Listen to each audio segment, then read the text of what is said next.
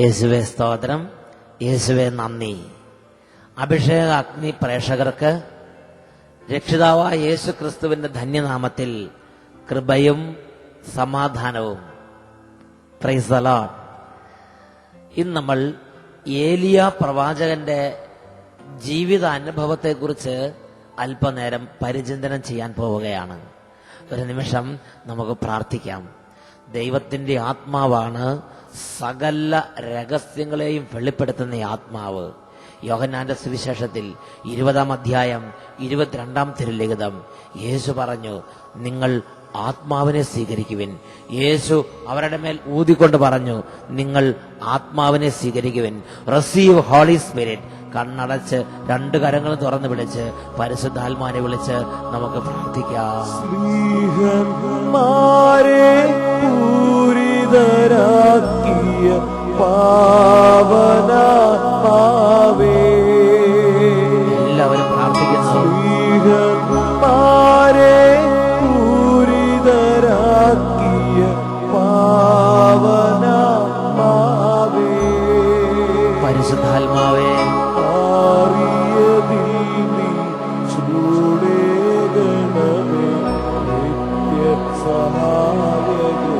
അഭിഷേകമായി നിറയണമേ.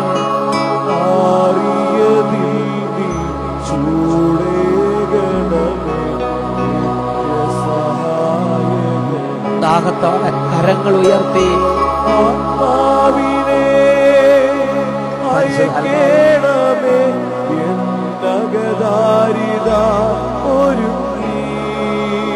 എല്ലാവരും പ്രാർത്ഥിക്കുന്നു. ആത്മാവിനെ അയക്കേണമേ, എന്നകദാരിത ഒരുക്കി.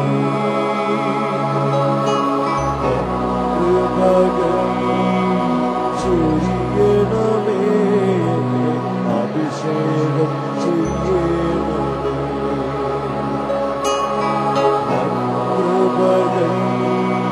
ചൊരിയണമേ, അഭിഷേകം ചെയ്യണമേ. അല്പനേരം എല്ലാവരും സ്തുതിക്കുന്നു. ഹല്ലേലൂയ, ഹല്ലേലൂയ, ഹല്ലേലൂയ, ഹല്ലേലൂയ, ഹല്ലേലൂയ, ഹല്ലേലൂയ. പരിശുദ്ധാത്മാവേ നിറയണമേ, പരിശുദ്ധാത്മാവേ നിറയണമേ, പരിശുദ്ധാത്മാവേ നിറയണമേ, പരിശുദ്ധാത്മാവേ നിറയണമേ. എല്ലാ ഹൃദയങ്ങളുടെ മേലും നിറയണമേ, എല്ലാ സമൂഹങ്ങളുടെ മേലും നിറയണമേ, ഓരോ ജീവിതങ്ങളുടെ മേലും നിറയണമേ. പരിശുദ്ധാത്മാവെ വ്യാപരിക്കണമേ, പരിശുദ്ധാത്മാവെ വ്യാപരിക്കണമേ.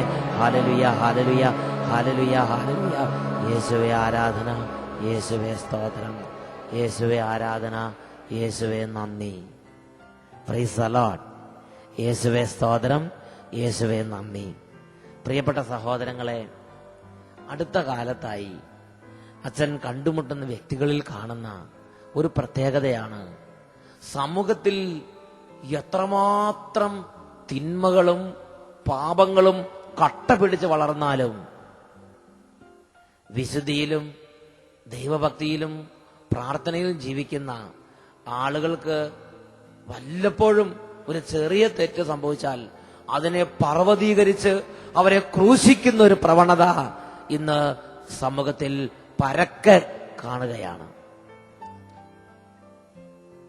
ഹല്ലേലൂയ. അതിനേക്കാൾ ദാരുണമായ മറ്റൊരു രംഗം, ലോകത്തിൽ തിന്മ ചെയ്ത് പാപം ചെയ്ത് അക്രമം ചെയ്ത് അക്രമത്തിന്റെയും പാപത്തിന്റെയും രക്തത്തിന്റെ കറപുരണ്ട് അങ്ങനെ പാപത്തിൽ മതിക്കുമ്പോൾ വിശുദ്ധിയിലും പ്രാർത്ഥനയിലും ജീവിക്കുന്ന നിഷ്കളങ്കരായ മനുഷ്യരെ കുറ്റം വിധിച്ച് കൊല്ലുന്ന പ്രവണത ഇന്ന് സമൂഹത്തിൽ വർദ്ധിച്ചു വരികയാണ്. നീതിമാന്മാരെ കുറ്റം വിധിക്കുകയും കൊല്ലുകയും ചെയ്യുന്നു.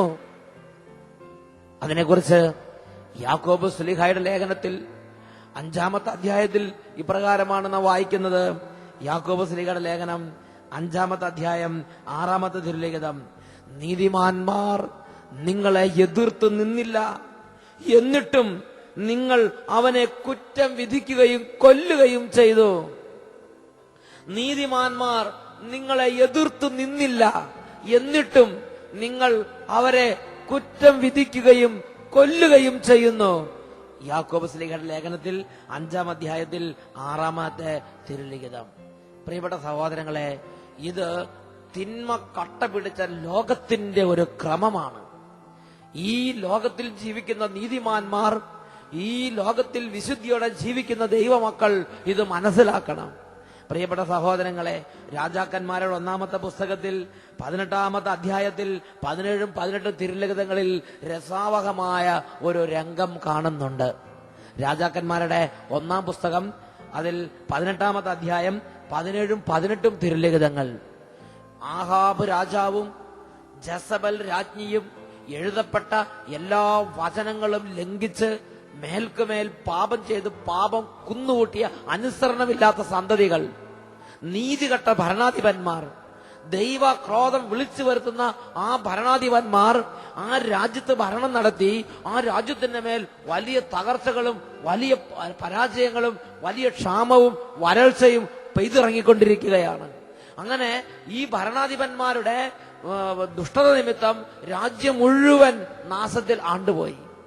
അങ്ങനെ തകർന്ന് തരിപ്പണമായി കിടക്കുന്ന ആ രാജ്യത്ത് ഏലിയ എന്ന് പറയുന്ന ദൈവത്തിന്റെ ഒരു പൈതൽ ജീവിച്ചിരുന്നു.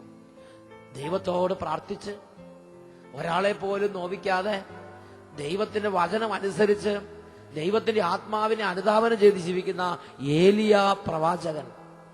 പ്രിയപ്പെട്ട സഹോദരങ്ങളെ, ആത്മാവ് കത്തി ജ്വലിച്ച് നിന്നിരുന്ന ഒരു പ്രവാചകനാണ് ഏലിയ പ്രവാചകൻ. ആ പ്രവാചകൻ ഈ കൊടിയ നാശത്തിന്റെ രാജ്യത്ത്, ഈ കൊടിയ നാശത്തിന്റെ നാളുകളിൽ ആഹാബ് രാജാവിന്റെ സമകാലീനായി ജീവിച്ചിരുന്ന വ്യക്തിയാണ്. ഒരിക്കൽ ഈ ഏലിയ പ്രവാചകനും ആഹാബ് രാജാവും തമ്മിൽ കണ്ടുമുട്ടി. അപ്പോൾ ആഹാബ് രാജാവ് ഏലിയ പ്രവാചകനോട് പറയുന്ന വാക്കുകളാണ് 1 രാജാക്കന്മാർ 18-ാം അധ്യായത്തിൽ 18-ാമത്തെ തിരുലിഖിതം. ഏലിയായെ കണ്ടപ്പോൾ ആഹാബ് ചോദിച്ചു, ഇസ്രായേലിനെ കഷ്ടപ്പെടുത്തുന്ന നീ തന്നെയാണോ ഇത്? നോക്ക്, ഈ ഇസ്രായേൽ നാട്ടിൽ ഈ വിധം പാപം ചെയ്ത് അക്രമം ചെയ്ത് അതിക്രമം ചെയ്ത് ദൈവവചനം ലംഘിച്ച് ദുഷ്ടതയോടെ വ്യാപരിച്ച് നാശം മുഴുവൻ വിളിച്ചു വരുത്തിയ രാജാവ് ഈ നാശത്തിന്റെ ഉത്തരവാദിത്തം ഇപ്പോൾ ദൈവത്തിന്റെ പൈതലായ ഏലിയായുടെ തലയിൽ കെട്ടിവെക്കുകയാണ്. ഇസ്രായേലിനെ കഷ്ടപ്പെടുത്തുന്ന നീ തന്നെയാണോ ഇത്? ഏലിയായോട് ചോദിക്കുകയാണ്. 18-ാമത്തെ വാക്യത്തിൽ ഏലിയ മറുപടി പറയുന്നുണ്ട്. അവൻ പ്രതിവചിച്ചു, ഇസ്രായേലിനെ കഷ്ടപ്പെടുത്തുന്നത് ഞാനല്ല, കർത്താവിന്റെ കൽപ്പനകൾ നിരസിച്ച് ബാൽ ദേവന്മാരെ സേവിക്കുന്ന നീയും നിന്റെ പിതാവിന്റെ ഭവനവുമാണ് ഇസ്രായേലിനെ കഷ്ടപ്പെടുത്തുന്നത്. Price the Lord. നോക്കുക, ഈ രാജ്യത്തിന്റെ എല്ലാ തകർച്ചയ്ക്കും കാരണം പ്രാർത്ഥിക്കുന്ന ഈ ഏലിയയാണെന്നല്ലേ ആഹാബ് രാജാവ് പറഞ്ഞതിന്റെ ധ്വനി? താൻ ചെയ്ത ദുഷ്ടതയുടെയും തന്റെ അക്രമത്തിന്റെയും മാർഗത്തെക്കുറിച്ച് ചിന്തിക്കാനോ അനുദപിക്കാനോ താൻ തെറ്റിലൂടെയാണ് വ്യാപരിക്കുന്നതെന്ന് മനസ്സിലാക്കാനോ അയാൾക്ക് പറ്റുന്നില്ല. പകരം ദൈവത്തിന്റെ ദാസന്മാരെ കുറ്റം വിധിക്കുക, അവരെ കൊല്ലുക. Price the Lord.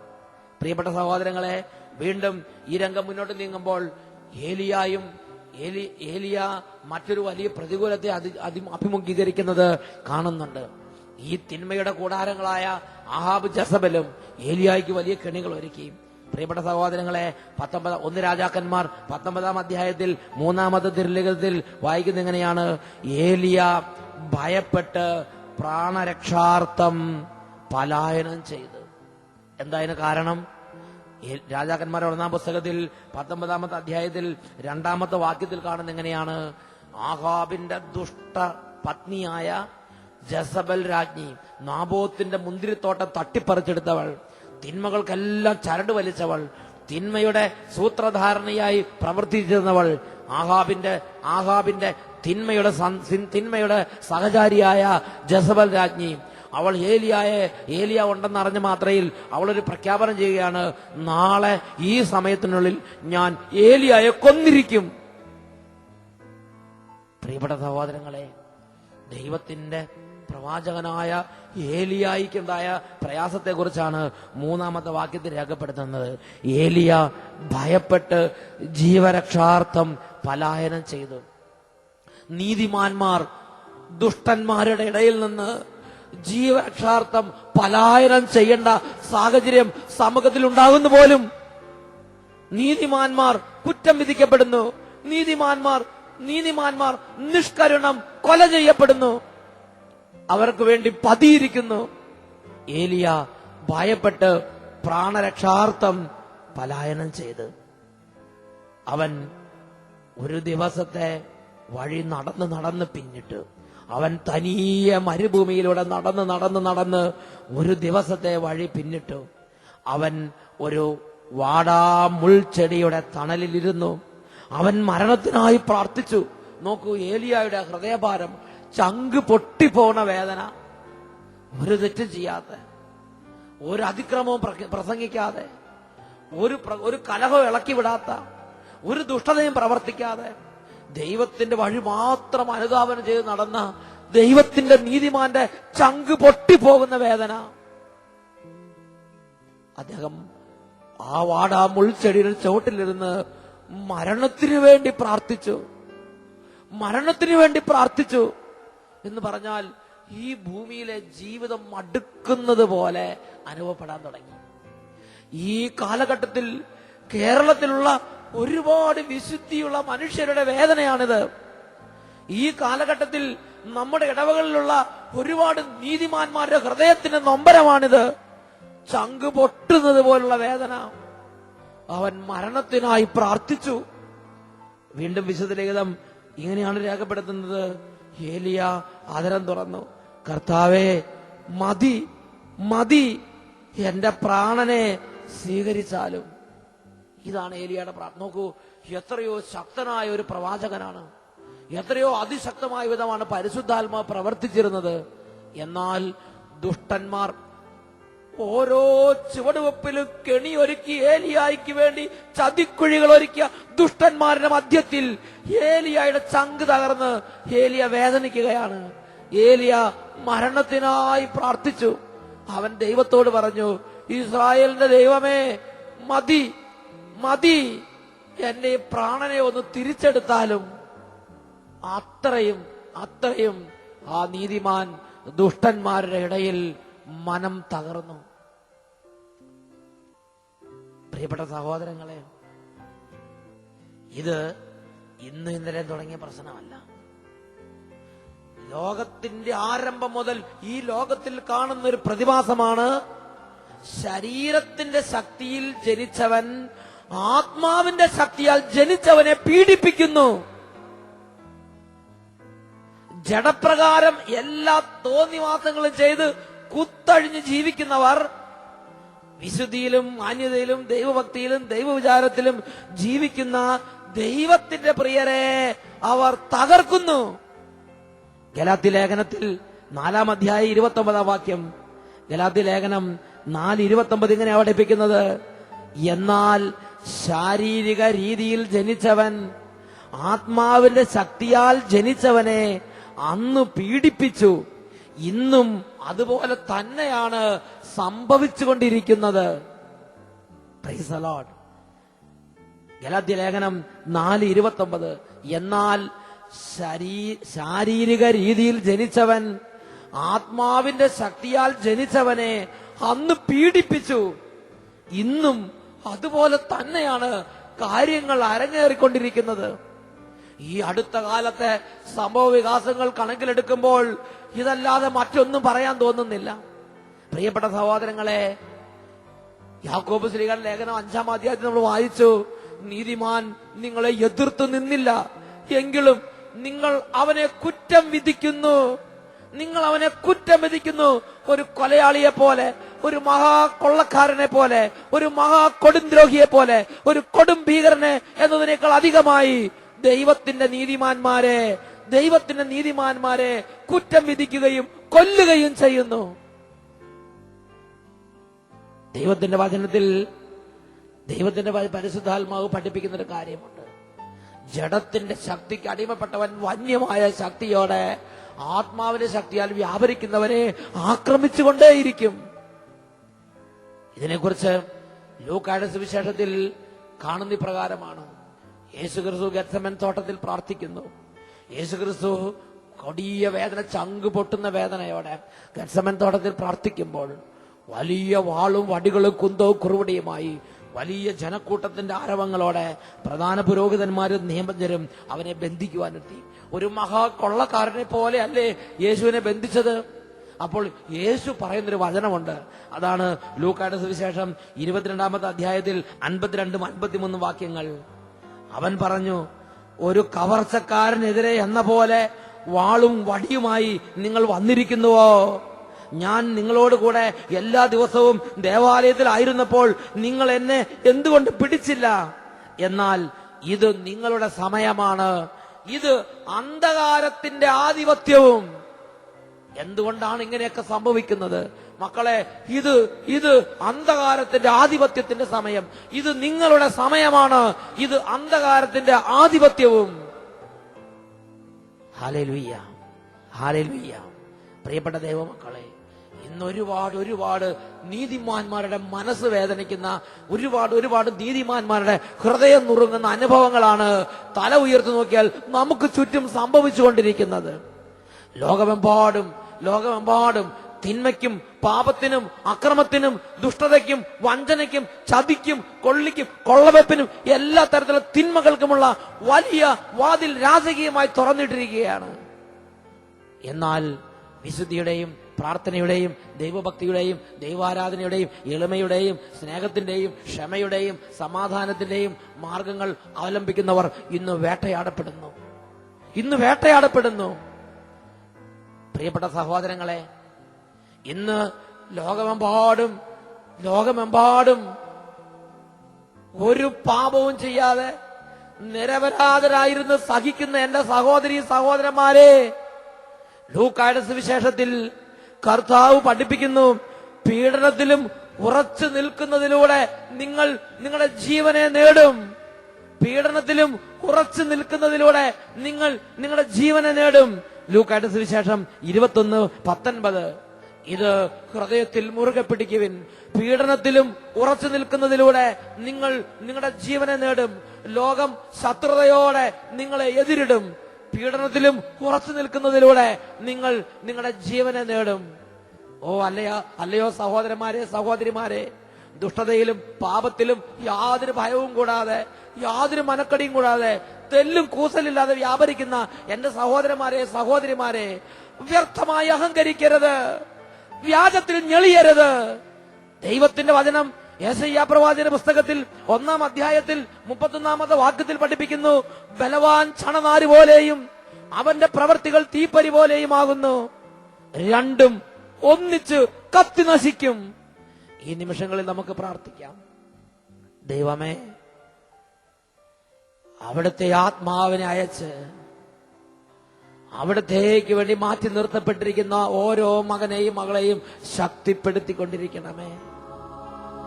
ചങ്കുപൊട്ടുന്ന വേദനയോടെ മരണത്തിന് വേണ്ടി പോലും പ്രാർത്ഥിക്കുന്ന വിധം ഈ ലോകത്തിൽ നിരപരാധരുടെ ഹൃദയം നുറുങ്ങി അങ്ങയുടെ തിരുസന്നിധിയിലേക്ക് വിലാപങ്ങളും പ്രാർത്ഥനകളും ഉയരുമ്പോൾ, ഓ ദൈവമേ, ആത്മാവിനെ അയച്ച് ബലപ്പെടുത്തണമേ.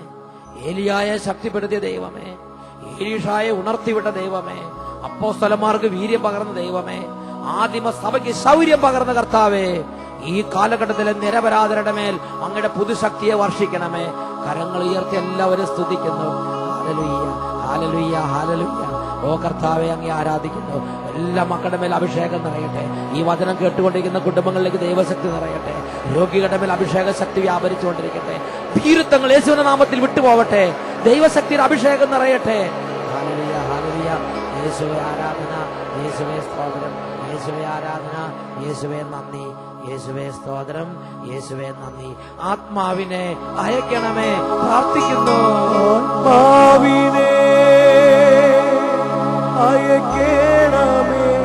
എന്നകദാരിത ഒരുങ്ങി ദാഹിച്ച് പ്രാർത്ഥിക്കുന്നു. ആത്മാവിനെ അയക്കണമേ. എന്നകദാരിത ഒരുങ്ങി കൃപകൾ ചൊരിയണമേ. അഭിഷേകം ചൊരിയണമേ.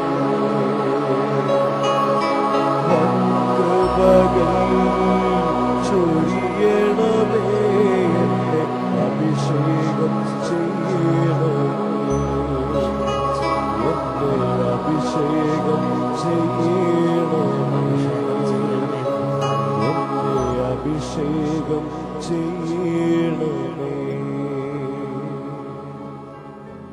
Price the Lord. ഹല്ലേലൂയ.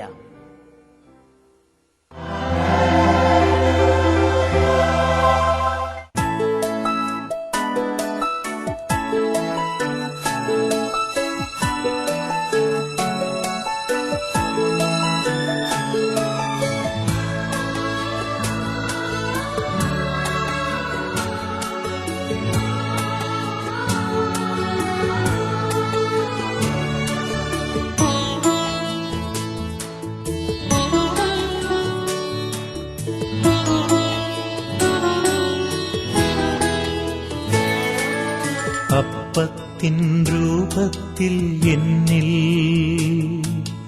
ആഗതനാകുമെന്നീശോ, അപ്പത്തിൻ രൂപത്തിൽ എന്നിൽ ആഗതനാകുമെന്നീശോ, അണയേണമേ എൻ്റെ ഉള്ളിൽ അതുമാത്രം ഞാൻ കൊതിപ്പൂ,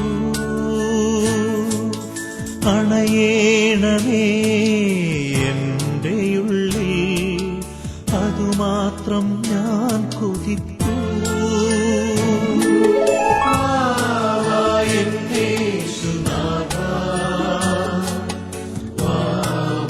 എൻ സ്നേഹനാഥ,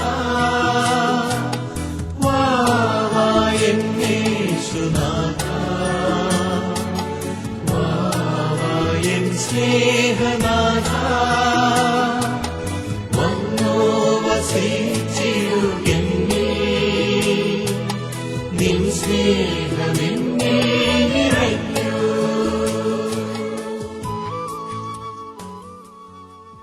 സങ്കീർത്തന പുസ്തകത്തിൽ 34 അധ്യായം 21 തിരുലിഖിതം, നീതിമാന്മാരെ ദ്വേഷിക്കുന്നവർക്ക് ശിക്ഷാവിധി ഉണ്ടാകും.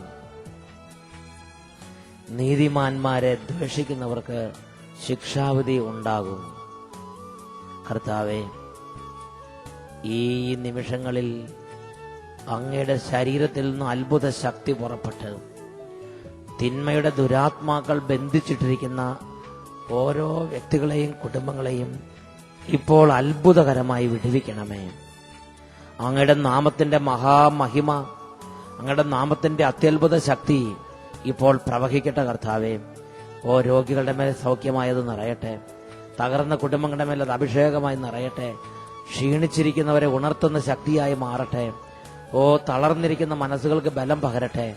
എല്ലാ ദൈവമക്കളും 2 കരങ്ങളും കർത്താവിന്റെ പക്കലേക്ക് ഉയർത്തി ഈ നിമിഷങ്ങളിൽ ഓരോ മേഖലകളിൽ അത്ഭുത സൗഖ്യത്തിനും വിടുതലിനുമായി പ്രാർത്ഥിക്കുന്നു.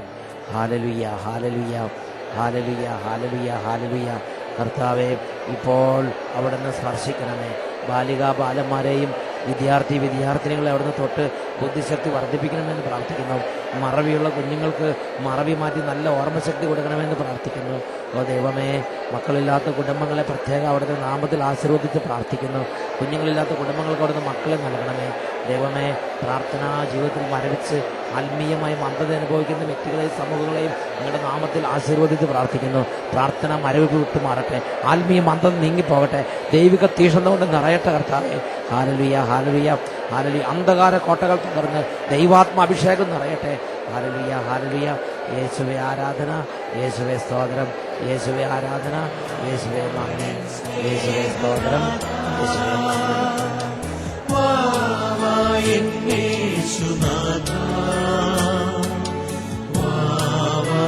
സ്നേഹനാഥ, വന്നോ വസിച്ചിടുകെന്നിൽ, നിൻ സ്നേഹമെന്നിൽ നിറയ്ക്കൂ.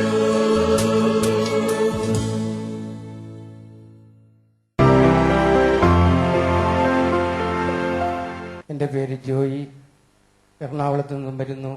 ഇടവക സെന്റ് മേരീസ് ബസിലിക്ക. ഞാനും വേറെ ജോണി സഹോദരൻ ഞങ്ങളിലൂടെ 19 മാസമായി എറണാകുളവും കൊച്ചി പരിസരത്ത് നിന്നും ആളുകളുമായി ഈ ധ്യാന ഹാളിലേക്ക് കടന്നു വരുന്നു. 1 വർഷമായി എൻ്റെ മലദ്വാരത്തിന്റെ സൈഡിലായി ഒരു ചെറുനാരങ്ങ മുഴുപ്പത്തിൽ ഒരു മുഴ കണ്ടു തുടങ്ങി. അസഹ്യമായ വേദന ഉണ്ടായിരുന്നു. എന്നാലും ഞാൻ പ്രാർത്ഥനാപൂർവം അത് കൊണ്ടു നടന്നു. വേദന സഹിക്കാതെ വന്നപ്പോൾ ഞാൻ സർജനെ കണ്ടു. അത് പരിശോധിച്ചപ്പോൾ അദ്ദേഹം പറഞ്ഞു, മരുന്ന് കൊണ്ട് ഇത് മാറില്ല, ഓപ്പറേഷൻ വേണം, രക്തം പരിശോധിക്കുക, എക്സ്റേ എടുക്കുക, നാളെ ഓപ്പറേഷനായി വരിക. ഞാൻ ഉച്ചയ്ക്ക് ശേഷം എന്റെ രക്തമെല്ലാം പരിശോധിപ്പിച്ചു. ഞാൻ എക്സ്റേ എടുക്കാനായിട്ട് എക്സ്റേ റൂമിലേക്ക് പോയപ്പോൾ പെട്ടെന്ന് എന്റെ മനസ്സിൽ ഇങ്ങനെ ഒരു ചിന്ത വന്നു, ഞാൻ സഹീവനിൽ പോവുകയും കർത്താവിനോട് പ്രാർത്ഥിക്കുകയും ചെയ്യുന്നതല്ലേ. അടുത്ത മാസം ആദ്യ വെള്ളിയാഴ്ച പോകുമ്പോൾ കർത്താവിനോട് ഹൃദയം നുറുങ്ങി, കർത്താവ് പറഞ്ഞിട്ടുണ്ടല്ലോ, ഹൃദയം നുറുങ്ങിയവർക്ക് കർത്താവ് സമീപസ്ഥനാണെന്ന്. ആ മനോഭാവത്തിൽ ഹൃദയം നുറുങ്ങി ഞാൻ ഇവിടെ ഇരുന്നു കർത്താവിന്റെ തിരുസന്നിധിയിൽ പ്രാർത്ഥിച്ചു. അത് കഴിഞ്ഞ് ഞാൻ വീട്ടിലേക്ക് ചെന്ന് 2 ദിവസം കഴിഞ്ഞപ്പോൾ ആ മുഴ അവിടെ കാണാനില്ല, പൂർണ്ണമായും അപ്രത്യക്ഷമായിരിക്കുന്നു. ഇപ്പൊ യാതൊരുവിധ അതിന്റെ ഒരു പാടോ മാർഗോ ഒന്നുമില്ല. ഞാൻ അതിനോട് ഒത്തിരി ഭയപ്പാടും ചിന്തകളും എല്ലാം എന്റെ മനസ്സിൽ കടന്നു വന്നു. പക്ഷെ എന്റെ എല്ലാ ചിന്തകളും എടുത്തു മാറ്റി പൂർണ്ണ സൗഖ്യം എന്റെ ദൈവം എനിക്ക് തന്നു. യേശുവേ നന്ദി, പരിശുദ്ധാത്മാവേ നന്ദി. ഒരു പാടുപോലും ഇല്ലാതെ കർത്താവ് ആ നാരങ്ങയോളം വലുപ്പമുള്ള മുഴ പൂർണ്ണമായി അപ്രത്യക്ഷമാകാനിട വരുത്തി. അത് ഓപ്പറേഷന് വേണ്ടി പ്രിസ്ക്രൈബ് ചെയ്ത സംഗതിയാണ്. അതാണ് കാണാനില്ലാത്തത്. Praise the Lord. Praise the Lord. Praise the Lord. Praise the Lord. Hallelujah. Hallelujah. Hallelujah. Hallelujah. Hallelujah. Hallelujah. തൊട്ടടുത്ത ആളുടെ തോളിൽ കരങ്ങൾ വെച്ച് പാട്ട് പാടി കർത്താവിനെ ആരാധിക്കാം. എന്റെ ആവാ എന്റെ ദൈവം തന്റെ മഹത്വത്തിൻ സമ്പന്നതയിൽ നിന്നും എനിക്കാവശ്യമുള്ളവയെല്ലാം നൽകി